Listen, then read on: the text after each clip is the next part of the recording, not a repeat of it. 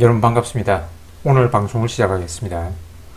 오늘 방송할 내용은 미국 시장이 너무 오른 상태인데 계속 이 미국 시장에 투자해도 될까요? 1편입니다. 1편. 몇 편까지 제작할지는 모르겠지만 요 질문은 이 종목 선정과 마켓 타이밍의 오류를 포함하고 있죠. 그래서 글 싣는 순서 한번 쭉 읽어보셨죠? 2편으로는 요걸 할게요. 요거 미국 시장에 투자하는 이유. 여러 번 했지만 또 한번 복습을 해보겠습니다. 어떤 구독자의 질문인데 이 사람이 이제 퇴직연금을 운용하고 있는데 자기 생각에는 미국 시장이 너무 오른 상태다. 그리고 뭐 국제 상태도 별로 좋지 않다. 그래서 지금이라도 이 연금을 인덱스 펀드 상품에서 확정 이율 보장 상품으로 바꿔야 하지 않을까요? 요 내용은 이제 마켓 타이밍에 부르죠. 그죠? 그리고 그러면 미국 시장 말고 중국이나 베트남, 인도 이렇게 떠오르는 신흥시장 등등에 투자하는 것은 어떻게 생각하냐. 또 이건 또 광의의 종목 선정에 오류죠. 그죠? 개별 종목은 아니지만 특정 국가 역시 비체계적 위험에 노출되게 됩니다. 퇴직은 20년 남았다. 그래서 미리 결론 치고는 굉장히 좀 내용이 많은데 일단 간단하게 결론을 내려보면 이 질문은 이 마켓 타이밍과 종목 선정의 오류에 빠져 있다.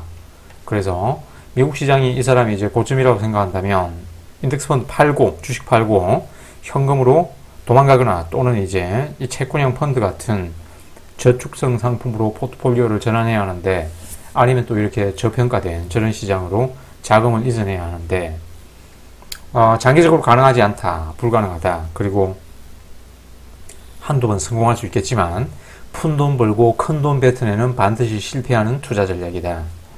그래서 예전에 이 책에서 언급했던 포트폴리오의 장기 성과에서 이렇게 마켓 타이밍과 종목 선정이 차지하는 비중은 5% 정도밖에 안 된다고 그랬죠. 그죠? 이 사람들의 연구입니다. 그래서 여러분이 100만 원으로 10년 투자해서 100만 원 벌었다면 그 중에서 이제 여러분이 이렇게 매크로 경제 열심히 연구하고 개별 종목, 특정 섹터, 특정 국가 이렇게 밸류에이션을 공부한다 그래가지고 그래서 종목 선택과 마켓 타이밍에 성공하더라도 그 성과는 5만 원치 밖에 안 된다. 나머지 95%의 성과는 대형 연기금 이 사람들 있죠. 이 사람들은 대형 연기금을 주로 연구했는데 95%의 성과는 대형 연기금의 경우에는 자산 배분 정책에서 비롯되고 개인 투자자들 같은 경우에는 거래 비용과 세금을 줄인 결과라고 그랬죠. 그죠? 이거는 윌리엄 장크의 연구입니다. 그래서 존 보글이 60년을 이 월스트리트 투자업계에서 일했지만 이렇게 마켓 타이밍을 이용해 주식에서 채권으로 또는 현금으로 자산을 옮기는 전략이 성공했다는 것을 들어본 적도 없고 그런 전략을 일관성 있게 실천한 사람도 못 봤다. 그리고 그런 사람을 알고 있는 사람도 못 봤다. 라고 했잖아요. 그죠? 그리고 2번 미국 시장에 투자하는 이유 이거는 뭐 다음 시간에 할 테니까 미리 궁금하면 옛날에 올렸던 요 포스팅을 한번 꽁꽁 읽어보시면 됩니다. 뭐 다음에 할 내용은 여기에다 뭐 내용 추가될 부분이 약간 있기는 한데 자 이상 쭉 읽어보셨죠. 그죠? 영상은 10분을 넘어가면 안 되니까 이런 거는 그냥 한번 읽어보시면 됩니다. 그죠? 읽어보시고 자 그럼 오늘 할 내용 마켓 타이밍과 종목 선정의 오류 일단 뭐 인덱스 펀드 패시브 투자는 유진 파마의 이 효율적 시장 가설에 근거를 두고 있죠. 그죠? 그리고 이 효율적 시장 가설 중에 강한 효율적 시장 가설은 비공개 내부 정보마저 이미 주식 가격에 반영되어 있다라고 하거든요. 자, 이걸 이제 폴 사뮤엘션 노벨 경제학상 수상자는 어떻게 이걸 설명하냐 하면 자, 폴 사뮤엘션 존 보글의 인덱스 펀드 개발은 바퀴와 알파벳의 발명에 버금갈 만한 가치가 있다라고 했습니다. 그죠? 자, 현명한 투자자는 이제 주식이 과대평가되고 그리고 과소평가된 그런 주식이 있으면 과대평가된 주식을 팔고 혹은 공매도 하고 과소평가된 주식을 매수하겠죠. 그죠? 그리고 이런 사람들이 시장이 많으면 이런 거래를 계속한다면 주식 가격에는 미래 전망이 빠짐없이 반영될 것입니다. 그죠? 그러면 과대 가소평가된 주식을 노려가지 않는 우리 같은 패시브 투자자 입장에서는 결국 어떤 주식을 사더라도 그 주식은 다른 주식과 마찬가지로 가격 정보 다 포함되어 있는 가격 변화 패턴을 보일 것이다. 그럴 경우 이제 패시브 투자자는 어떤 종목을 선택하더라도 모든 정보가 가격에 반영되어 있는 주식을 사게 될 것이다. 그래서 폴 사뮤엘슨에 따르면 기술적 분석, 뭐 차트 플레이 같은 거 있죠. 이런 것들은 물론이고 기본적 분석, 뭐 가치 투자, 밸류에이션을 해가지고 가치 투자 이런 것도 마켓 타이밍과 종목 선정에 도움이 안 된다고 해요. 그래서 결국 광범위한 모든 주식을 포함하는 광범위한 주식을 모두 포함하는 이렇게 포트폴리오 다각화를 통한 인덱스 펀드를 보유하는 것이 이런 전문가들의 운용보다 나은 성적을 보장할 것이다 라고 합니다. 그리고 이렇게 가치 투자, 밸류에이션의 1인자 다모다란의 견해를 이 마켓 타이밍의 실패 연구를 통해서 보면 자, 요 내용 그냥 한번 읽어보시고 자, 다모다란 같은 경우에도 닷컴 버블 당시 그리고 2008년 금융위기 당시 밸류에이션을 제대로 못한 이런 사례가 있습니다. 이런 전문가들조차도 이런 밸류에이션에 실패하는 그런 경우가 흔해요. 그래서 이제 마켓 타이밍의 실패를 다음과 같이 검증을 한 적이 있는데 이제 뮤추얼 펀드, 이 펀드의 현금 보유량을 보면서 마켓 타이밍이 유효한지를 한번 분석해 봤습니다. 그러니까 이제 펀드 매니저는 시장 상황을 좋게 보면 현금 비중을 낮게 가져가겠죠. 그죠? 자기 펀드에. 그러니까 시장 상황이 앞으로 계속 이렇게 강세장, 상승장이 이어지면 계속 이렇게 주식을 사야 될 거 아니에요. 그죠? 계속. 그리고 시장 상황이 안 좋으면 현금 비중을 높이겠죠. 일단 주식을 팔고 시장에서 빠져나오면 그 펀드에는 현금이 많이 있겠죠. 그죠? 그런데 이런 전문 펀드 매니저들도 시장 상황을 거꾸로 타요. 시장 상황이 좋은데도 계속 이렇게 신고점을 갱신해 가는데도 떨어지면 사야지 하면서 기다리다가 현금을 잔뜩 보유하고 있고, 그리고 시장 상황이 안 좋을 때는 이제 미리 주식을 팔고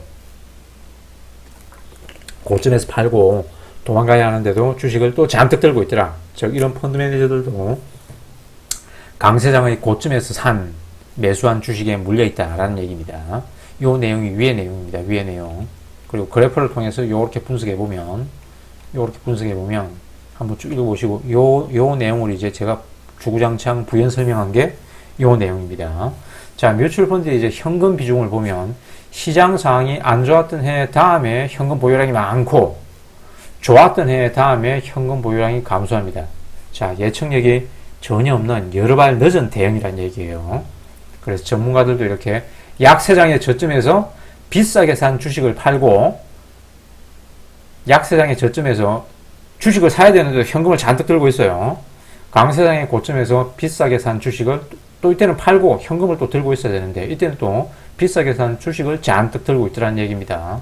그래서 위 그래프를 보면 분리시 구간 계속 이제 상승량이 쭉 이렇게 올라가니까 계속해서 매수를 해야 되겠죠. 그죠? 이때는 현금 비중이 낮아야 하는데 실제로는 높고 좀 떨어지면 사야지 하다가 매수 시기를 놓치는 거예요.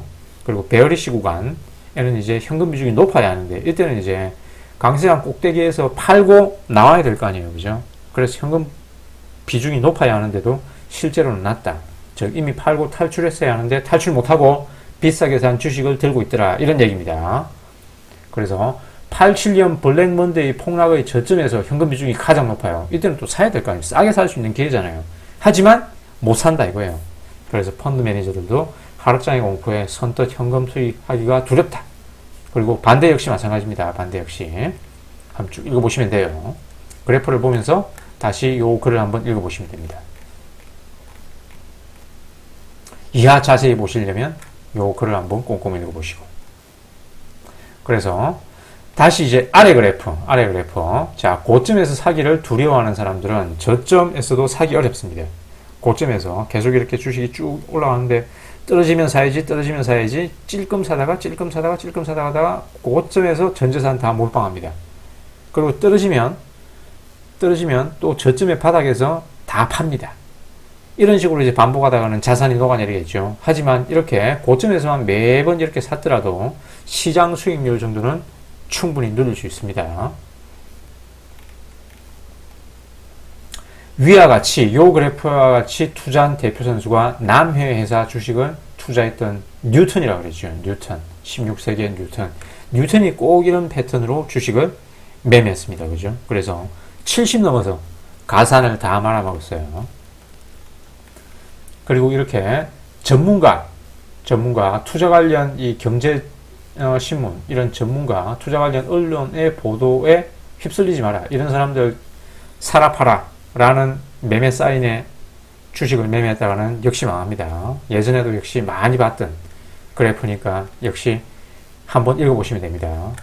자, 이렇게 이런 비즈니스 위크와 타임 같은 이런 정론지에서도 이런 엉터리 예측을 하는데 여러분들이 뭐 보는 시장 예측하는 그런 듣보잡 주식 유튜브나 그런 것들은 당연히 엉터리겠죠, 그죠? 그래서 이렇게 주식의 죽음이다 했는데 그 이후로 보자 50% 상승했네요. 그리고 주식의 부활이다 라고 했는데 그 이후로 그냥 본전치기 했다 라는 얘기입니다. 그리고 역시 또 전문가의 조언에 따라 뭐 요즘에는 뭐 이렇게 유명 주식 유튜버들 혹은 뭐 한때 뭐 정권사에서 유명세를 떨치던 그런 뭐 펀드 매니저, 애널리스트 혹은 뭐 경제 전문 기자 그런 사람들이 나와가지고 매일매일 수십만 가지의 시장 예측 그리고 주식시장에 관한 뉴스들을 정리하고 여러분들한테 가입비 받아가지고 쏟아 보내줍니다. 그죠? 자, 그런 전문가들의 조언에 따라 투자했다가는 아래 꼴랍니다. 역시. 자, 전문가들의 자문을 받아서 5만 달러를 투자했는데 요 기간 동안 이렇게 전문가들의 추천에 따라 투자한 포트폴리오는 연평균 11.8%. 하지만 아무것도 안 한 인덱스 펀드 패시브 투자자는 19.8%. 자, 이렇게 전문가도 5년이면 뭐 짧다면 짧고 길다면 긴 기간이지만 이렇게 인덱스 펀드 이기기가 힘들다. 이런 전문가들도 1년만 해봐도 인덱스 펀드 이기는 비율이 15% 정도밖에 안 된다. 그래서 마켓 타이밍과 종목 선정에 일시적으로 성공하더라도 자, 푼돈 벌고 큰 돈 다 뱉어낸다 그랬죠. 그 성과가 포트폴리오 장기 성과에 차지하는 비중 아까 위에서 5% 정도밖에 안 된다 그랬죠. 자, 지난 120년 동안 S&P 500은 9.5% 상승했습니다. 이 중에서 투기적 수익이 차지하는 비중은 0.5%예요. 자, 비중이 5% 정도밖에 안 되죠. 이 전체 수익률에서, 그죠? 그래서 위에 연구 결과가 이렇게 들어맞습니다. 실제로도. 자, 이 9%에서 4.6%는 이제 자본 차익 이익 성장률이고 4.4%는 이제 배당 성장률이에요. 자, 투기적 수익, 마켓 타이밍, 종목 선정 잘해가지고 바닥에서 잡아가지고 꼭대기에서 판다 그러더라도 그런 걸 지속해서 성공할 수는 없겠죠. 그래서 투기적 수익이 차지하는 비중은 0.5% 정도밖에 안 된다. 요 내용입니다. 요 내용 보셨죠? 그래서 stay the course. 자, 절대 시장을 떠나시면 안 돼요. 많이 올라가더라도 그냥 가만 내버려두고 많이 떨어지더라도 가만 내버려두고 떨어진 것만큼 뭐 곧 V자 반등해서 회복됩니다. 그래서 S&P 500을 1년 보유하면 10% 올랐다가 본전되고 10% 떨어졌다가 본전되고 그런 일이 1.8회 정도는 발생한다 그랬죠. 그죠? 그래서 떨어지면 뭐 여윳돈 있으면 더 매수하시고 없으면 그냥 가만 내버려두면 됩니다. 그래서 이렇게 주식시장에서 베스트 10days 가장 좋았던 수익률이 가장 좋았던 10일을 놓치게 되면 수익률 반토막 난다 그랬죠. 자, 수익률이 9%에서 4.13% 되고 20일 놓치면 이제 마이너스예요. 마이너스. 20일 놓치면 20일 놓치면 마이너스가 아니네. 수익률이 10분의 1로 뚝 떨어집니다. 거의 8분의 1로 뚝 떨어집니다. 그래서 요 내용으로 2024년 올해입니다. 그죠? 올해의 베스트 10일을 놓치게 되면 수익률이 어떻게 될까요? 제가 이 엑셀로 백테스트를 한번 해봤어요. 그래서 stayed course 했을 때는 지금 이제 이 원고를 썼던 날이 9월 3일인데 자, stayed course 그냥 아무것도 안 하고 가만 내버려뒀으면 S&P 500 그 코덱스 보자. 코덱스 미국 S&P 500 TR 배당금이 재투자된 TR을 기준으로 S&P 500은 9월 3일까지 22.3% 상승했고 가장 좋았던 10일을 놓치게 되면 6.28%로 거의 뭐 3분의 1로 뭐 4분의 1 수준으로 뚝 떨어지네요. 자, 시뮬레이션의 설계를 어떻게 했냐면 투자자 홍길동은 원금 100만원으로 코덱스 S&P 500을 매수하여 보유하다가 가장 많이 오른 날 직전에 현금화합니다. 가장 많이 오른 날을 그날을 놓치는 거잖아요. 그죠? 그래서 오른 날 직전에 현금하고 그리고 그날을 놓치고 그 다음날 다시 이 펀드를 매수합니다. 이렇게 해요. 베스트 10일을 놓치게 되면 홍길동의 2024년 9월 3일까지 누적 수익률은 6.28%가 되더라.